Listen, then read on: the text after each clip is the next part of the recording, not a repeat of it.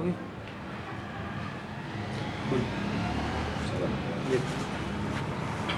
سب سے پہلا سوال، کیا مسلمانوں کو اگر ریزرویشن ان کے ریلیجن پر، ان کی ریلیجن بیسس پر یا ان کی مسلمان ہونے پر دیا گیا تو یہ ہندوستان کی سیکولرزم یا پھر ایک ڈیموکریسی پر ڈائریکٹ اٹیک نہیں ہوگا؟ Because there are other minorities also. And why it always happen that during elections this propaganda of reservations come up. It is happening since decades and decades. Second question, Manmohan Singh had set up this committee, okay, to find it out the conditions of the Muslims.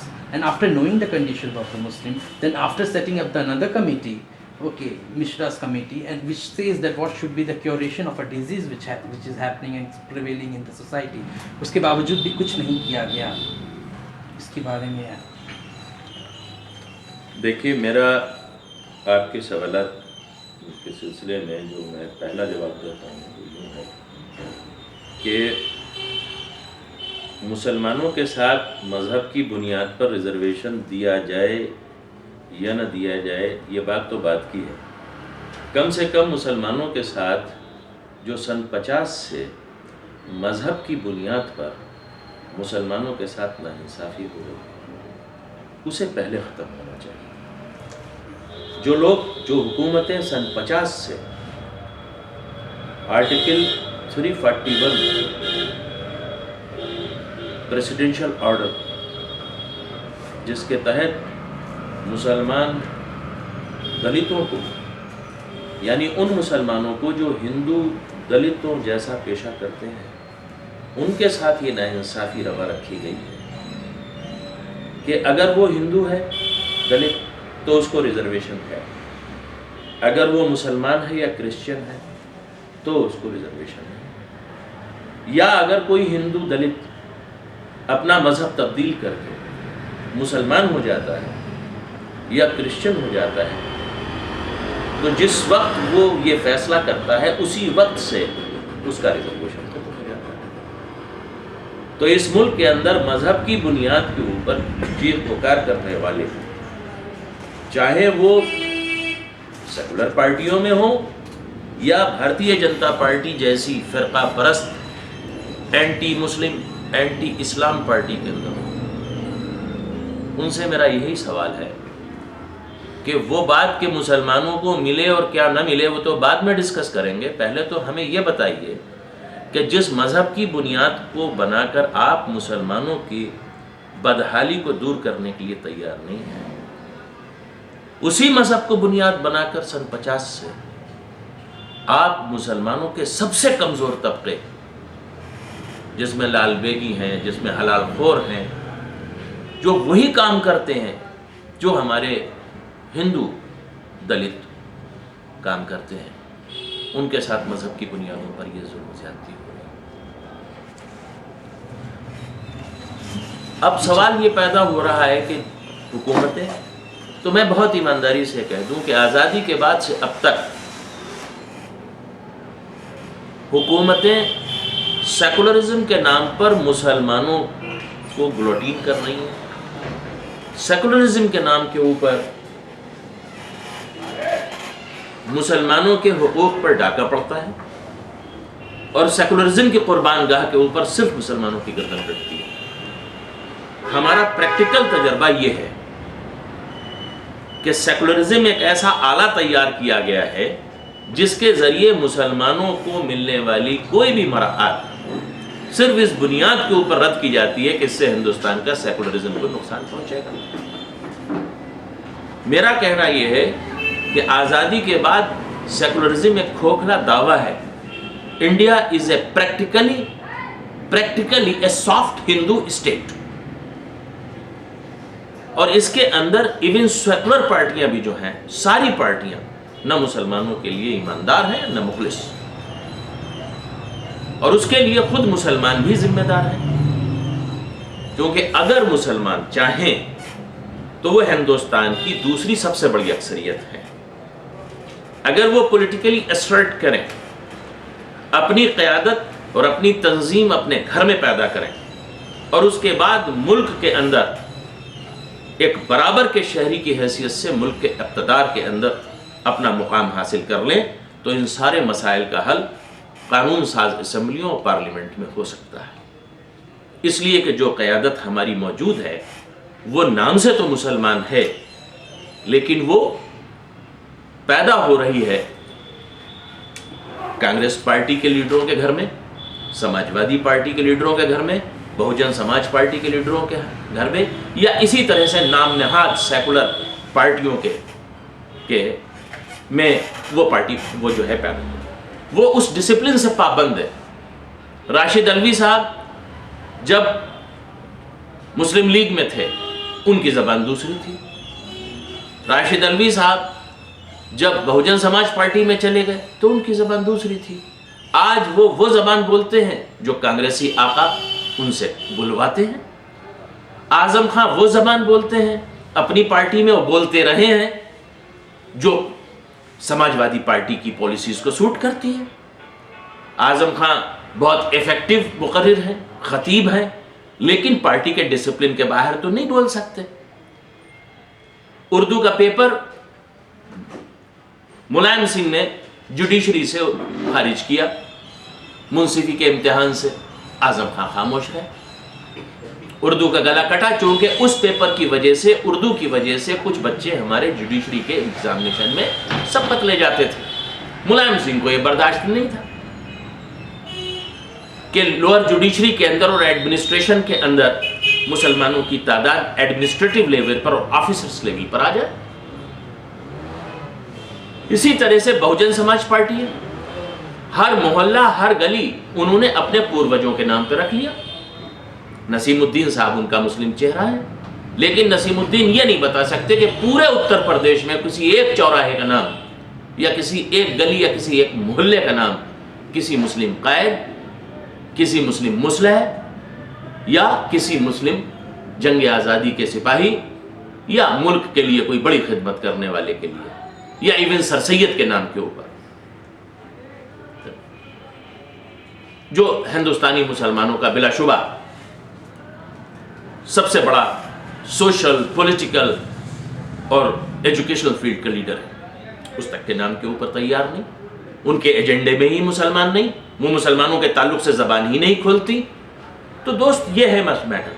اب جہاں تک سوال رہا reservation کے تعلق کا، یس میں سمجھتا ہوں کہ جو ریزرویشنز دیے گئے، جو آلریڈی ہندوؤں کے دلتوں کو دیے گئے ہیں، وہ بھی پولیٹیکل کنسیڈریشنز پہ دیے گئے تھے، اس لیے نہیں دیے گئے تھے کہ 5000 سال کی ظلم اور زیادتی کے بعد برہمنی سامراجیت کو اچانک اپنے ان دلت بھائیوں کا خیال آ گیا تھا۔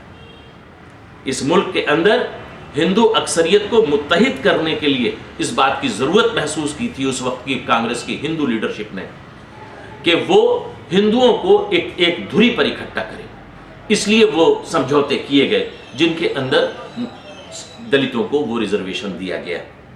وہ آج بھی دلتوں کے ساتھ روٹی اور بیٹی کا رشتہ نہیں کرتے، آج بھی وہ سماج کے، ہندو سماج کے اس کمزور ترین طبقے کو اپنے برابر کا نہیں سمجھتے، لیکن انہیں مطمئن کر دیا گیا ہے بیٹی نہ دیں گے نہ لیں گے، لیکن تم کلکٹر بن سکتے ہو، تم پولیس کپتان بن سکتے ہو، تم جوڈیشل مجسٹریٹ بن سکتے ہو، تم تھانے دار بن سکتے ہو، ہمارے ساتھ رہو۔ تو یہ ایک سیاسی رشوت تھی جو اس وقت دی گئی تھی، اور اس سے ایک پولیٹیکل ایجنڈا سرو کیا تھا۔ آج یہ ایسی بات مسلمانوں کے ساتھ ہی معاملہ نہیں ہے، مسلمانوں کے ساتھ تو مذہب کے بنیاد پر صرف ظلم ہوا ہے اس ملک کے اندر۔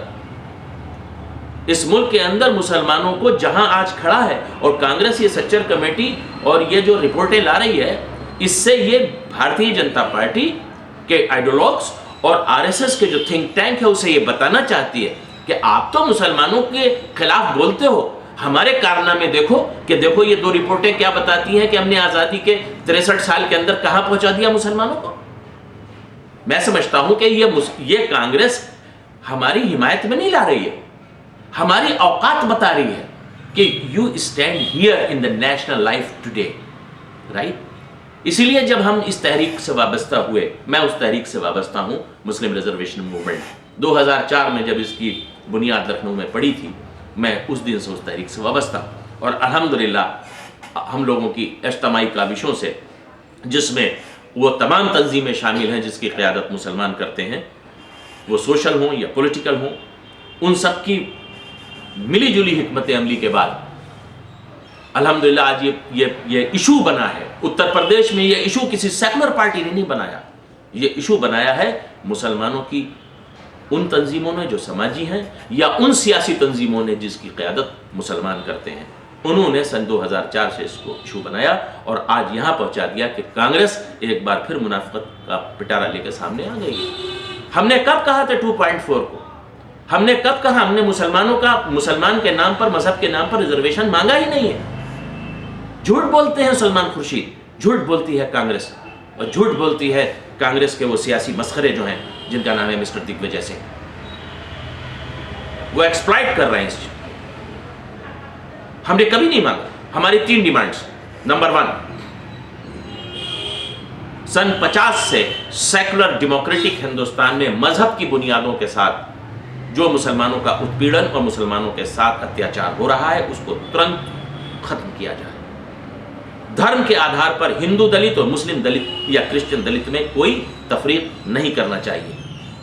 آپ نے پہلے سکھوں کو اور بودھوں کو بھی اس ریزرویشن سے خارج رکھا تھا، لیکن سن 55 آتے آتے آپ نے سکھ دلت اور بودھ دلت کو تو ہندوؤں کی طرح کا مراعات دے دی، لیکن آج بھی مسلم دلت اور کرسچن دلت کو یہ مراعات نہیں دی گئی۔ لہذا سب سے پہلے تو ہم یہ کہتے ہیں کہ مذہب کے نام کے اوپر تفریق ختم کی جائے اور مسلمانوں کرسچنز کو ان کا وہ جائز حق ملنا چاہیے جو اس ملک کے ہندو دلت، سکھ دلت اور بودھ دلت کو مل رہا ہے، وہی حق ملنا چاہیے۔ اس کے بعد ہمارا مطالبہ یہ ہے، دوسرا مطالبہ، کہ منڈل کمیشن کے اندر 27% کا ریزرویشن ملا ہوا ہے پچھڑے ورگ کو، پچھڑی جاتیوں، اس میں ہندو بھی ہیں، اس میں مسلمان بھی ہیں۔ دیکھا یہ گیا ہے کہ جب سے یہ ریزرویشن لاگو ہوا ہے تو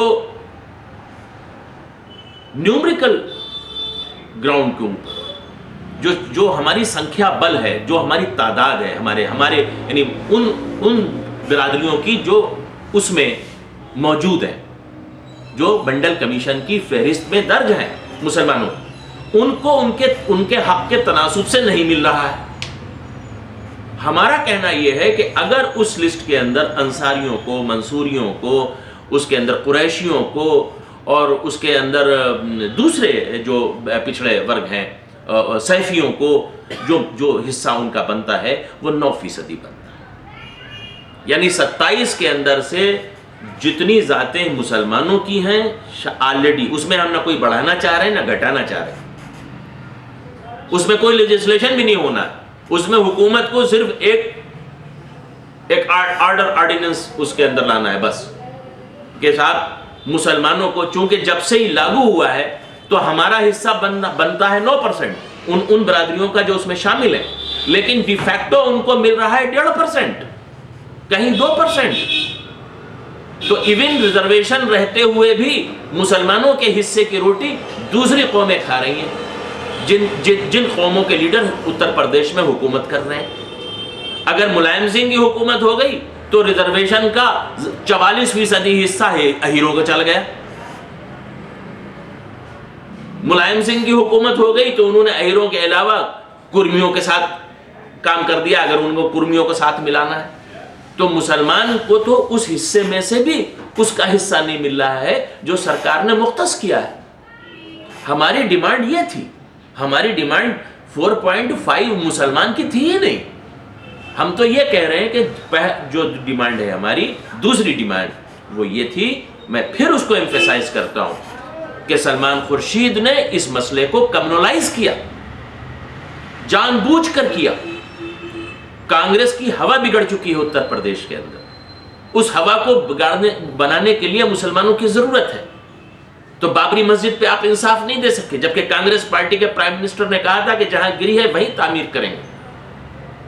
کانگریس اپنے بنیادی کیریکٹر سے ایک دروغ پارٹی، جھوٹی پارٹی، جو مسلمانوں سے وعدے کرتی رہی ہے، زیادہ اکثریت میں ان کی حکومت رہی، بھارتیہ جنتا پارٹی وغیرہ کو تو ہم کہتے ہی ہیں کہ وہ فاشسٹوں کی پارٹی ہے.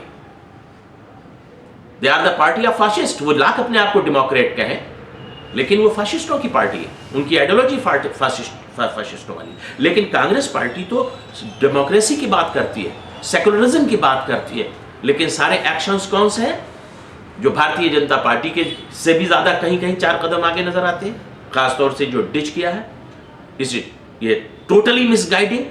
مسلمانوں نے کبھی یہ بات نہیں کہی کہ 27ویں صدی کے اندر مسلمانوں کا ریزرویشن, وہ تو آلریڈی موجود ہے.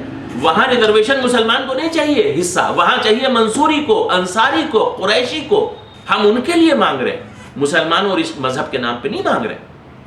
لہذا کانگریس نے اس مسئلے کو کرنلائز کیا مسلمانوں کو بیوقوف بنانے کے لیے, اور خود اس کے اور یہ ہتھیار دے دیا بھارتیہ جنتا پارٹی کو. اسی لیے ہم کہتے ہیں کہ بھارتیہ جنتا پارٹی اینڈ کانگریس قومی سطح کے اوپر ایک ہی سکے کے 2 رخ ہیں. ایک کا ویپن دوسرے کے کام آتا ہے. انہوں نے 4.5 کہہ کے یہ مدعا پکڑا دیا بی جے پی کو. اب وہ چلا رہے کہ دھرم کے آدھار پر وہ کانسٹیٹیوشن بچاؤ اور یہ کرو وہ کرے. میں پوچھتا ہوں یہ بے شرمی, سیاسی بے شرمی ہے بی جے پی کی کہ ایک طرف تو یہ کہتی ہے کہ مسلمانوں کو دھرم کے نام پہ نہیں دیا جانا چاہیے, اس سے دیش ٹوٹ جائے گا, اس سے دیش کا وبھاجن ہو جائے گا, ایک بار پھر ہو جائے گا. وہی بی جے پی مسلمانوں کے ساتھ سن 50 سے ہونے والے ظلم کو دیکھ رہی ہے. وہاں کیوں نہیں کہتی بی جے پی کہ نہیں یہ غلط بات ہے, دھرم کے آدھار کے اوپر ریزرویشن نہیں ہونا چاہیے, اور جو ریزرویشن ہندوؤں کو, سکھوں کو, بودھوں کو ملا ہوا ہے وہ مسلمانوں اور کرسچنس کو بھی ملنا چاہیے. وہاں نہیں کہتے. اسی لیے یہ ساری پارٹیاں جو یہ ساری بیان بازی کر رہی ہیں, یہ ایک ملا جلا ایجنڈا ان کا ہوتا ہے مسلمانوں کی طاقت, سیاسی طاقت کو کمزور کرنے کا, انہیں بانٹنے کا. وہ اپنا کام کر رہے ہیں. تو ہمارا پہلا مطالبہ ہے کہ 341 آرٹیکل ختم کیا جائے, پریسیڈینشل آرڈر کو نرست کیا جائے, اور مسلمانوں کو, دلتوں کو ان کا وہی ادھیکار ملنا چاہیے, اور مذہب کے نام پر ہونے والی اس ظلم اور زیادتی کو ڈیموکریٹک اور سیکولر ہندوستان میں فی الفور ختم ہونا چاہیے. اور اب تک اگر نہیں ہوا ہے تو یہ کالک ہے ان ساری سیکولر پارٹیوں کے چہرے کے اوپر جو اپنے آپ کو ہندوستان کے اندر سیکولرزم کا مسیحا کہتی ہیں, چاہے وہ کانگریس پارٹی ہو, چاہے ملائم سنگھ کی پارٹی ہو, چاہے کوئی پارٹی ہو. اگر یہ لوگ چاہتے تو یہ تبدیلی ہو سکتی تھی, کیونکہ یہی لوگ جو یہاں چیف منسٹر بنتے ہیں یہی جا کے پارلیمنٹ میں بھی بیٹھتے ہیں پارلیمنٹرین کی حیثیت سے, لیکن انہوں نے کبھی اس مسئلے پہ آواز نہیں اٹھائی. میں ان میں سے کسی کو بھی نہ مسلمانوں کا دوست مانتا ہوں, نہ مسلمانوں کے لیے مخلص سمجھتا ہوں. اس لیے مسلمانوں کو چاہیے کہ سارے حالات کو یہ بہت اچھی طرح سے غور کریں اور دیکھیں, اور اس کے بعد اس ٹریپ سے نکلیں. تیسری ڈیمانڈ جو ہماری اس سلسلے کے اندر ہے وہ یہ ہے, اس کے بعد یہ 2 بات, ان 2 نکات کے بعد جو تیسرا ہے اس کے اندر سچر کمیٹی اور رنگناتھ مشرا کمیشن کی جو سفارشات ہیں اس کو بنیاد بنا کر ان علاقوں کا ایک کمیشن کے ذریعے ان علاقوں کا سروے کیا جائے, اور ان سروے کے بعد جہاں کانسٹیٹیوشن میں پروویژن موجود ہے کہ اگر حکومت محسوس کرتی ہے کہ کسی خاص ریجن, کسی خاص خطے کے رہنے والے لوگ پچھڑے ہوئے ہیں اور انہیں مدد کی ضرورت ہے, انہیں ریزرویشن کی ضرورت ہے, تو ایک کمیشن بنائے اور اس کمیشن کی سفارشات کے بنیاد کے اوپر وہاں کے اوپر ریزرویشن دیا جائے. مسلمانوں کی جو پوری تصویر ہے ان دونوں رپورٹوں پر ہے. ہمارا حکومت سے مطالبہ ہے کہ ان دونوں رپورٹوں کے اوپر فی الفور عمل کرتے ہوئے ایک قومی کمیشن بنایا جائے مسلم مفادات کے تحفظ کے لیے اور انہیں انصاف دلانے کے لیے, اور اس کی رپورٹ کی بنیاد کے اوپر جو ان 2 رپورٹوں پر آدھارت ہوگی اس کے بعد مسلمانوں کو 10% کا ریزرویشن دیا جائے. اس میں تمام طبقات شامل ہیں, اس میں مسلم, دلت اور جو مسلم پچھڑا ورگ کے علاوہ جو مسلمان بچتے ہیں جو سو کالڈ اپر کاسٹ کہلاتی ہیں ان کے لیے پھر اس کا پروویژن ہے. چونکہ دونوں طبقات کے لیے ریزرویشن ہو جائے گا, دلتوں کے لیے ہو جائے گا, پچھڑے کے لیے ہو جائے گا, وہ تو آلریڈی اس میں موجود ہے. جو باقی پسماندہ مسلمان بچتے ہیں جو ٹھیک ہے کہ سو کالڈ نام نہاد بڑی قومیں ہیں لیکن ڈیفیکٹو ان کی حالت ذات جو ہے ویسی ہی ہے جیسے کہ اپنے پچھڑے ورگ کی, ان کے لیے پھر اس بنیاد پہ کمیشن بنا کر اور اس کا سروے کرا اس کی بنیاد پر 10% ہے. یہ ہماری 3 ڈیمانڈس ہیں جس کے اوپر ہم کام کریں. لیکن کوئی حکومت اس میں سنجیدہ نہیں ہے انفارچونیٹلی, اور اس کا سبب یہ ہے کہ مسلمان ایک سیاسی قوت نہیں ہے. مسلمان کی حیثیت بالکل ایسی ہے جیسے ودھوا کا مال ہر کوئی لوٹے لے جا رہا ہے, اور وہ صرف اس لیے ہے کہ اس کے کسٹوڈینس نہیں, اور جو کسٹوڈینس ہیں وہ مسلمانوں کے گھر میں پیدا نہیں ہوئے. کوئی یادووں کے گھر میں پیدا ہوا ہے, کوئی کرمیوں کے گھر میں پیدا ہوا ہے, کوئی جاٹووں کے گھر میں پیدا ہوا ہے. جب تک مسلمانوں کی قیادت اور مسلمانوں کی سیاست مسلمانوں کے در و بام سے نہیں نکلے گی, جب تک مسلمانوں کے مفادات کا تحفظ نہیں ہو سکتا. میں سمجھتا ہوں میں نے آپ کے سوالات کا جواب دیا.